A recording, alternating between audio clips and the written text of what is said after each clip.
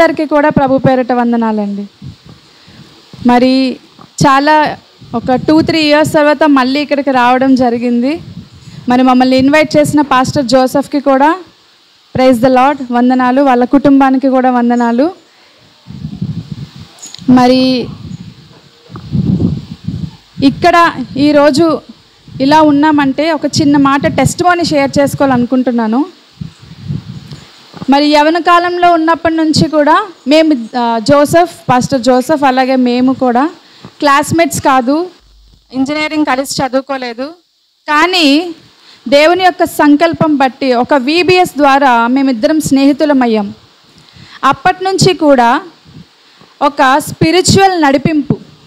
ఈరోజు నేను సేవకురాలుగా, మరి నా ఫ్రెండ్ జోసెఫ్ కూడా ఒక సేవకుడుగా ఈ యొక్క సంఘాన్ని నడుపుతూ ఉండడం అనేది నాకు ఎంతో సంతోషాన్ని ఇస్తుంది. ఎందుకంటే యవ్వన కాలంలో ఉన్నప్పుడు ప్రభువుని మేము ఎప్పుడూ వదలలేదు. ఎప్పుడైనా ఎవరైనా మాట్లాడుకున్నప్పుడు కూడా ఏవైనా విషయాలు మాట్లాడుకుంటారేమో, చూసిన వాళ్ళు ఏమైనా అనుకుంటారేమో, కానీ ఏనాడు కూడా ఒక 5 నిమిషాలు మాట్లాడుకున్నా సరే దేవునికి సంబంధించిన మాటలు, ఒకరిని ఒకరు ఇన్స్పైర్ చేసుకునే మాటలు, సపోర్ట్ చేసుకునే మాటలు, ఇవే మమ్మల్ని ప్రభువులో నడిపించాయి. ఒకవేళ ఎక్కడైనా కలిసింది కూడా ఎక్కడ అంటే ఐదర్ VBSలో లేదంటే బైబిల్ కాలేజ్లో. ఇట్టి రీతిగా దేవుడు మమ్మల్ని యవన కాలం నుంచే పట్టుకొని ఫస్ట్ నడిపించింది ఏంటంటే చిల్డ్రన్ మినిస్ట్రీని ఇచ్చాడు దేవుడు మాకు. ఇచ్చి అట్టి రీతిగా VBSలో పిల్లల్ని అభివృద్ధి చేయడానికి మమ్మల్ని నియమించుకున్నాడు దేవుడు. అదే రీతిగా ఆ యొక్క చిన్న పనిలో మా నమ్మకత్వాన్ని చూసి దేవుడు ఈరోజు అనేక మందిని నడిపించడానికి ఒక సాధనాలుగా, ఆయన యొక్క బాణాలుగా మమ్మల్ని వాడుకుంటున్నాడు. అయితే దీని వెనక మాది 1% ఉంటే మా పేరెంట్స్ది 110% ఉందండి. హల్లెలూయా. ఎందుకంటే మరి ఆంటీతో నేను చాలాసార్లు మాట్లాడడం జరిగింది. మరి ఎప్పుడు మాట్లాడినా సరే ఆమె కూడా అంతే, అవుట్ ఆఫ్ ద బాక్స్ ఏమీ ఉండదండి. జోసెఫ్ సేవ చేయాలి, మేము దేవుని ఆరాధించుకోవాలి. ఎందుకంటే మరి ఆంటీ సాక్ష్యం ఎంతో గొప్పది. ఆమె చనిపోయిన స్థితి నుంచి బ్రతికింది కాబట్టి ఆ రుణమును ఆమె ఈనాడికి కూడా మర్చిపోలేదు. ఆ సాక్ష్యాన్ని అనేక మందికి ప్రకటించాలనే ఆశ తన కొడుకు ద్వారా దేవుడు నియమించాలని ఈరోజు ఆయన్ని సేవకునిగా ఎత్తి పట్టుకున్నాడు. హల్లెలూయా. మరి అటువంటి దైవజనుడు మీకు దొరకడం ధన్యమని నేనైతే అంటాను. మరి ఈరోజు మరి నా స్నేహితుడిని, తన కుటుంబాన్ని మరి చాలా డేస్ తర్వాత, లాంగ్ టైం తర్వాత కలవడానికి దేవుడు అవకాశం ఇచ్చినందుకు ప్రభుకి మహిమ కలుగును గాక. మరి నేను మరి ఒక పాస్టర్ ఫ్యామిలీ నుంచి వచ్చాను. మా డాడీ మమ్మీ కూడా ఇక్కడే మరి కోరమండల్ గేట్ దగ్గర ఉన్న చర్చ్ దగ్గర వాళ్ళు సేవ చేస్తూ ఉండేవారు. మరి సేవ చేస్తుండగా నేను ఇంజనీరింగ్ చదువుకుంటున్నాను. చిన్నప్పటి నుంచి కూడా as a pastors daughter Sunday స్కూల్లో కానీ, ప్రతి విషయంలో, పాటలు పాడడం విషయంలో కానీ అన్నిట్లోనే నేను ముందే ఉన్నాను. సో నేను ప్రభుతో బాగానే ఉన్నాను కదా, ప్రభుతో నడుస్తూనే ఉన్నాను కదా అని వెళ్ళిపోతున్న సందర్భంలో మరి 10th క్లాస్ టాప్ చేశాను. నా ఇంటర్మీడియట్లో మంచి పర్సంటేజ్ వచ్చింది. ఇప్పుడు చెప్పండి, everything is going well or not? అంతా బాగానే ఉంది కదా. మరి ఇంజనీరింగ్కి వచ్చిన తర్వాత యవనస్తులకు బాగా తెలుసు కదా, కొంతమంది కొత్త ఫ్రెండ్స్ వస్తారు, ఇన్ఫ్లుయెన్స్ చేస్తారు కదా. అందంగా ఉన్నారనుకో, వావ్ యు ఆర్ బ్యూటిఫుల్ అంటారు కదా. ఆడపిల్లలు వెంటనే ఏమవుతారు, ఆహా అనుకుంటారు కదండి. అయితే అలాంటి మూమెంట్ వచ్చినప్పుడు నా ఫ్రెండ్, ఒక అమ్మాయి మధు, నా ఫ్రెండ్, తను నన్ను బాగా షార్ట్ ఫిలిమ్స్, తను ఒక షార్ట్ ఫిలిం యాక్టర్. సో తను చేస్తూ ఉండగా జస్ట్ నన్ను తోడు తీసుకెళ్ళినప్పుడు నేను తనతో వెళ్ళడం జరిగింది.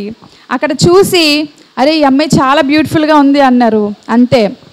అప్పుడు ఏమైంది, నా ఫ్రెండ్ ఈ అమ్మాయి ఏంటి ఇలా చేస్తుంది, నేను ఇంకా బాగా యాక్ట్ చేస్తాను కదా అన్న ఆశ కలిగినప్పుడు నెమ్మదిగా నేను షార్ట్ ఫిలిమ్స్ చేశాను. చేసిన తర్వాత ఇండస్ట్రీలోకి వెళ్ళిపోవాలన్న ఆశ కలిగింది.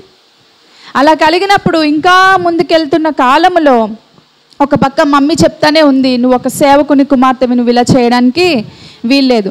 కానీ నేను ఇల్లు దాటి బయటకు వెళ్ళినప్పుడు నేను అప్పుడు HSBCలో వర్క్ చేస్తున్నాను. మరి అక్కడ చేస్తున్నప్పుడు నా ఫ్రెండ్స్ కొంతమంది నువ్వు చాలా బాగా చేస్తున్నావు నాకు అంటే వాళ్ళు నాకు తెలియదు కానీ నన్ను గుర్తుపడుతున్నారనమాట. నిన్ను యూట్యూబ్లో చూసామంటే నేనేదో ఇంకా నేను సెలబ్రిటీని అయిపోయాను అనుకున్నాను. అప్పటికే అనుకొని ముందుకెళ్తున్నప్పుడు ఒకానొక టైంలో నాకు తెలియలేదు, నేను సండే ఆరాధనకి వెళ్తున్నాను, ప్రభుత్వం మంచిగా నడుస్తున్నాను కదా, నాకేంట్లే అనుకున్నాను. అయితే నాకు ఒక హ్యాబిట్ ఉంది ఏంటంటే, ఎప్పుడు చిన్నప్పటి నుంచి కూడా సాటర్డే సండే నాకు ఆఫ్ దొరికిన, ఒకవేళ కాలేజ్ టైంలో నాకు వీక్ ఆఫ్ దొరికిన హాలిడేస్ ఏమైనా దొరికితే ఒక ప్యాంప్లెట్ ఏమైనా నాకు కనిపించి సండే స్కూల్ కానీ VBS కానీ యూత్ రిట్రీట్లు కానీ ఎక్కడ ఉన్నా సరే నేనే కాదు నాతో పాటు మా చర్చి యవనస్తులందరినీ తీసుకొని వెళ్ళిపోవడం నాకు అలవాటు.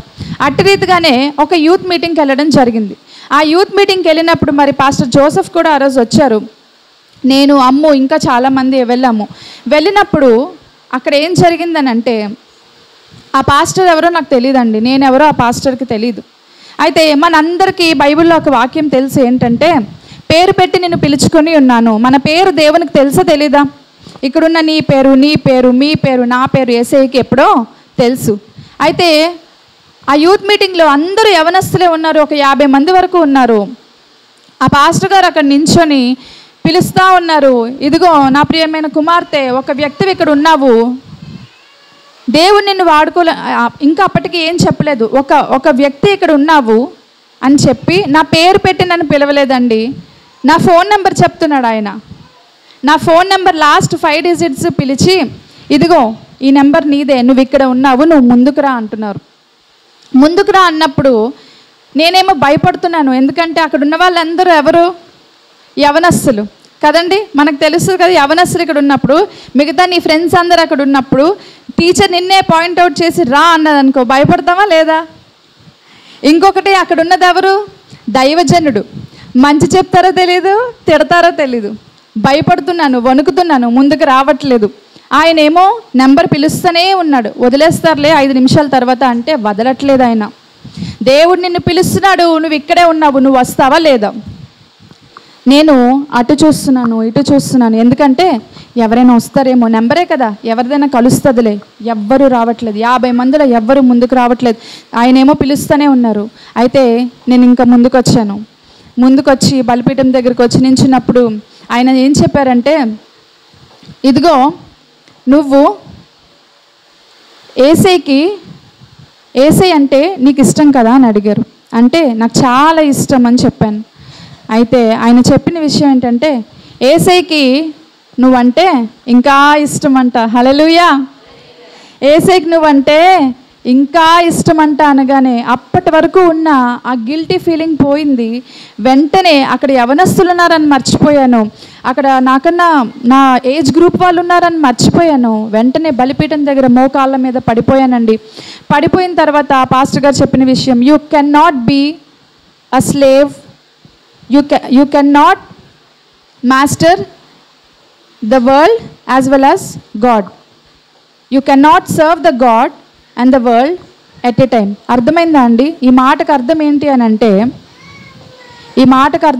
అంటే నీవు ఒక పక్క వరల్డ్, ఒక పక్క దేవుణ్ణి సేవించలేవు.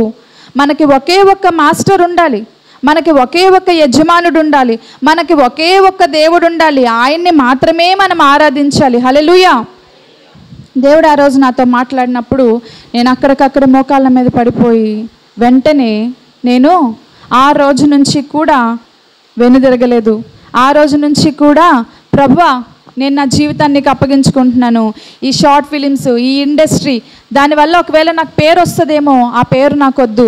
ఒక పాస్టర్ కూతురుగానే, లేదంటే నీ యొక్క శిష్యురాలుగానే, నీ సేవకురాలుగానే నేను ముందుకెళ్తాను ప్రభు అని చెప్పి ఒక తీర్మానం తీసుకున్నాక ఆ దైవజనుడు ఇంకా మాట్లాడుతున్నాడు. ఏమని చెప్పారనంటే, అమ్మా ఒక 2 సంవత్సరాల తర్వాత నీవు సేవలో ఉంటావు, దేవుడు నిన్ను అనేక మందిల మధ్య వాడుకోవాలని ఆశపడుతూ ఉన్నాడు అని చెప్పి ఆయన నాకు ఒక ప్రొఫెసీ ఇచ్చారు. నిజముగానే ఆ రోజు నా జీవితాన్ని నేను సమర్పించుకున్న తర్వాత యవనస్తులు బాగా వినాలి, ఎప్పుడైతే నా జీవితాన్ని పాపాన్ని విడిచిపెట్టి, దేవునికి అసహ్యమైన వాటిని నేను విడిచిపెట్టి నా జీవితాన్ని ఆయనకి ఇచ్చిన తర్వాత ఆయన నాకు ఇచ్చిన ప్రవచనాన్ని నెరవేర్చారు. ఎందుకు యోగ్యత లేని నన్ను ఈరోజు ఒక గొప్ప సాక్ష్యం కలిగిన దైవజనుడికి ఇచ్చి నాకు వివాహం చేశారు. ఈరోజు అక్కడ ఆయనతో పాటుగా గొప్ప సేవలో సహకారిగా నేను ఉన్నానండి. అందుకు నేను ఎంతో సంతోషిస్తున్నాను. హల్లెలూయా, హల్లెలూయా. ఈరోజు మనం ఆరాధనలోకి వెళ్ళే ముందు ఇక్కడున్న యవనస్తులకు నేను చెప్పే ఒక్కొక్క విషయం ఏంటి అని అంటే, surrender your life completely in to the hands of the lord. ఈరోజు దేన్నైనా చూసి నువ్వు ఆకర్షం అవుతున్నావేమో. మీరు అనుకుంటారు కదా, మీ ఎదురుగా ఉన్న సేవకులు కానీ పెద్ద పెద్ద ప్రసంగికులు కానీ ఆటోమేటిక్గా వచ్చేలేదండి. ఏదో ఇలా ఉష్ అని దేవుడు పంపితే రాలేదు. వాళ్ళు ఎన్నో శ్రమలు, మీరు వెళుతున్నవెన్నో వాళ్ళు చూసి అనుభవించి ఈరోజు we can relate what you are going through. We can pray for all the things what you are going through. We have the solutions for what you all are going through. దేవుడు దైవజనులైన మమ్మల్ని ముందుగా ఎందుకు వీటన్నిటి నుంచి నడిపిస్తాడంటే, ఇప్పుడు అలా వెళ్తున్న యవనస్తులు చాలామందిని నేను నడిపించగలుగుతున్నాను. హల్లెలూయా. ఎందుకంటే నాకు తెలుసు అది వంకర త్రోవ, అది దేవుని యొద్దకు నడిపించే త్రోవ కాదు. హీరోయిన్లు అయిపోవాలి, ఇండస్ట్రీలోకి వెళ్ళిపోవాలని కొంతమందికి, ఇంకొంతమందికి వేరే వేరే యావిగేషన్స్ ఉంటాయి కదా. దేవునికి మించినది ఏది కూడా ఈరోజు నీ లైఫ్లో ఉండడానికి వీల్లేదు. The only thing now you have to commit is surrender your life completely in to the hands of Jesus Christ. ఇప్పుడు లేచి నించుందాము. మీరు సిద్ధంగా ఉన్నట్లయితే మనం ప్రార్థన చేసుకుందాము, ఆరాధన చేసుకుందాము, లేచి నించుందాము. ప్రభువా నా లైఫ్ను కూడా ఈరోజు కంప్లీట్గా నీ హ్యాండ్స్లో పెడుతున్నానయ్యా. ఒకవేళ నన్ను ఈరోజు ఆకర్షించేవి ఏమైనా ఉన్నాయేమో, నేను కూడా ఏమైనా అట్రాక్షన్స్కి లోనైపోతున్నానేమో, లేదంటే నేను కూడా ఏదైనా విషయంలో నీకు అంగీకారముగా లేనేమో ప్రభువా. Today is the day. ప్రతిదీ కూడా నేను సరెండర్ చేసుకుంటున్నానయ్యా. నేను విడిచిపెడుతున్నాను ప్రభువా, నేను విడిచిపెట్టాను.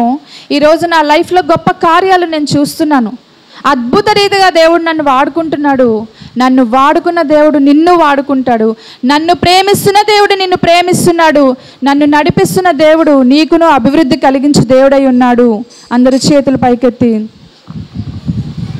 ప్రతి ఒక్కరం నోర్లు విప్పి స్తోత్రాలు చెప్దాం. యేసయ్యా, నా జీవితము నీది. పాపినైనా నన్ను కరుణించు ప్రభువా. యేసయ్యా, నా పాపాన్ని విడిచిపెట్టి నీ యొద్దకు వచ్చి వారిని నీవు త్రోసివేయవు ప్రభువా. ఈరోజు నన్ను కూడా నీవు త్రోసివేసే దేవుడవు కాదు ప్రభువా. నా మొర ఆలకించు ప్రభువా. దావీదుని కాపాడిన దేవా, సంసోనుని కాపాడిన దేవా, యోనాను తిరిగి తీసుకొచ్చిన దేవా.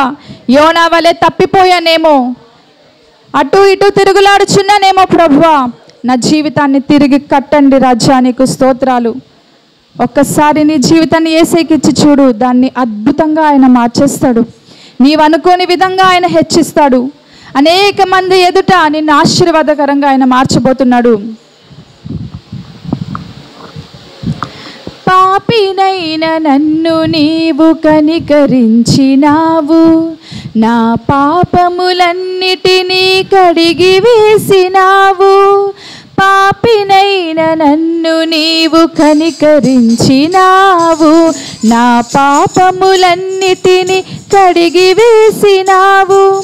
పతనమైన నా జీవిత గతిని మార్చినావు, పతనమైన నా జీవిత గతిని మార్చినావు. పనికి రాని నన్ను నీ పనికి నిలిపినావు.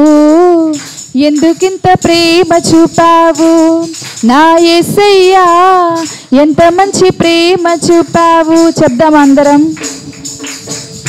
ఎందుకింత ప్రేమ చూపావు నా యేసయ్యా, ఎంత మంచి ప్రేమ చూపావు. ఎన్న తగని నన్ను ఎన్నుకున్నావు, ఎందుకింత ప్రేమ చూపావు నా యేసయ్యా, ఎంత మంచి ప్రేమ చూపావు. Yes lord. ఎందుకింత ప్రేమ చూపావు నా యేసయ్యా, ఎంత మంచి ప్రేమ చూపావు. పరలోక పౌరత్వం నాకు ఇచ్చినావు, పరిశుద్ధులతో నిలిచే భాగ్యం ఇచ్చినావు. పరలోక పౌరత్వం నాకు ఇచ్చినావు, పరిశుద్ధులతో నిలిచే భాగ్యం ఇచ్చినావు. దూతలకందని నీ దివ్యమైన సేవను, దూతలకందని నీ దివ్యమైన సేవను, దుమ్ము ధూళినైన నన్ను చేయనిచ్చినావు. ఎందుకింత ప్రేమ చూపావు నా యేసయ్యా, ఎంత మంచి ప్రేమ చూపావు. ఎందుకింత ప్రేమ చూపావు నా యేసయ్యా, ఎంత మంచి ప్రేమ చూపావు.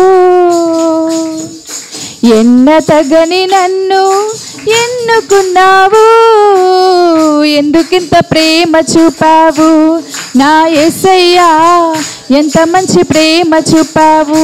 గట్టిగా చప్పట్లు కొడుతూ ఎందుకింత ప్రేమ చూపావు నా యేసయ్యా, ఎంత మంచి ప్రేమ చూపావు. మరొకసారి ఎందుకింత ప్రేమ చూపావు నా యేసయ్యా, ఎంత మంచి ప్రేమ చూపావు. ఎందుకింత ప్రేమ చూపావు నా యేసయ్యా, ఎంత మంచి ప్రేమ చూపావు. మరొకసారి ఎందుకింత ప్రేమ చూపావు నా యేసయ్యా, ఎంత మంచి ప్రేమ చూపావు. ఎందుకింత ప్రేమ చూపావు నా యేసయ్యా, ఎంత మంచి ప్రేమ చూపావు. పాపినైన నన్ను నీవు కనికరించినావు, నా పాపములన్నిటినీ కడిగి వేసినావు. పాపినైన నన్ను నీవు కనికరించినావు, నా పాపములన్నిటినీ కడిగి వేసినావు. పతనమైన నా జీవిత గతిని మార్చినావు, పతనమైన నా జీవిత గతిని మార్చినావు. పనికి రాని నన్ను నీ పనికి నిలిపినావు. ఎందుకింత ప్రేమ చూపావు నా యేసయ్యా, ఎంత మంచి ప్రేమ చూపావు. చెప్దాం.